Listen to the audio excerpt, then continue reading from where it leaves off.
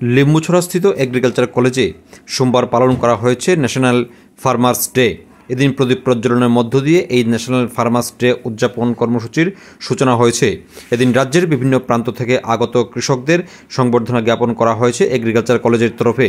এদিনে এই কর্মসূচিতে উপস্থিত ছিলেন নাবার্ডের জেনারেল ম্যানেজার অনিল এস কোটমারি, উপস্থিত ছিলেন রাজ্য কৃষি দপ্তরের সহ অধিকর্তা ডক্টর উত্তম সাহা, বিশিষ্ট কৃষিবিদ ডক্টর রাজীব ঘোষ এবং অন্যান্যরা। এদিন এই কর্মসূচিতে স্বাগত ভাষণ রাখেন এগ্রিকালচার কলেজের প্রিন্সিপাল দেবাশিস সেন। এদিনে এই কর্মসূচিতে রাজ্যের বিভিন্ন প্রান্ত থেকে আগত কৃষকদের সাথে মত বিনিময় সভাও অনুষ্ঠিত হয়েছে। এদিন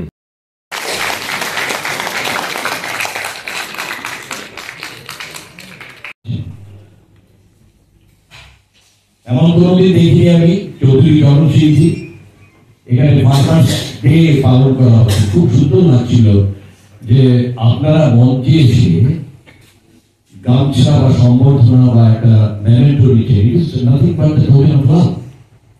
মানে আপনি বিশ্বাস করুন, অমরচাঁদ বাবু বসে আছে, সুমন আমার ছবি তুলছে, আর বাকি সবাইরা আছেন। আপনারা বউকে যখন আজকে দেখাবেন না, বউ ভাববে সামনের বছর কি আমি লেগে যাবে। এই যে একটা সম্মান পাওয়া, একটা সম্বর্ধনা পাওয়া কৃষকদের জন্য, যে যত কথাই বলো, ইংরেজিতে বলো, হিন্দিতে বলো, और हमारा मैनेजर भी उधर है, যে যত কথাই বলো, ইঞ্জিনিয়ার বলো, গণিত শাস্ত্র বলো, ইত্যাদি বলো, আইটি সেক্টর বলো, যা ইচ্ছা তা বলো, এখানে যত কজন আমরা বসেছিলাম, যত কজন আপনারা আছেন, একটু করে কারোর একটা ভালো লাগবে না। কেন জানেন তো? রাত্রিবেলা যখন খাবারটা করবে না, পেটটা যখন ইঁদুর দৌড়াবে, তখন কারো ভালো লাগবে। So there is no existence of science without agriculture science.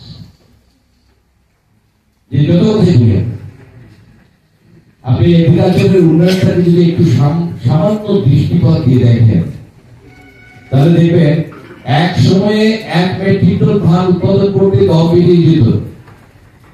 Doctor Ghosh বলেছেন 58 মেট্রিক টন থেকে 62 মেট্রিক টন এআরসি করে আলু পেয়েছে।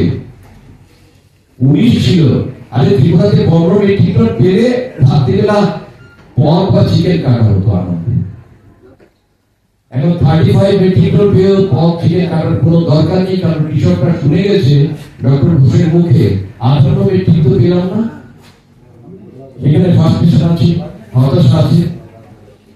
রাজ্যের কৃষি ও কৃষক কল্যাণ দপ্তর, আমি আপনাদেরকে গ্যারান্টি দিয়ে বলছি, যেভাবে চিন্তা ভাবনা করছে, যে ইতিবাচক যে কৃষি বৈধি চিন্তা ভাবনা নিয়ে এগোচ্ছে, আমার মনে হয় না অন্য কোনো দপ্তরে এত বেশি প্রাধান্য দেওয়া হয়। তার একটাই কারণ জানেন তো, আপনি যারা এখানে মাইকে কথা বলছি না, সকালবেলা খেয়েছি, দুপুরবেলা রুটি খেয়েছি আমি 2টো সবজি দিয়ে। আর তার যে উপকার, তার যে গঠনমূলক কাজে যে নিজেকে অংশগ্রহণ করিয়েছে, তার নাম আর কিছু নয়, অন্তত।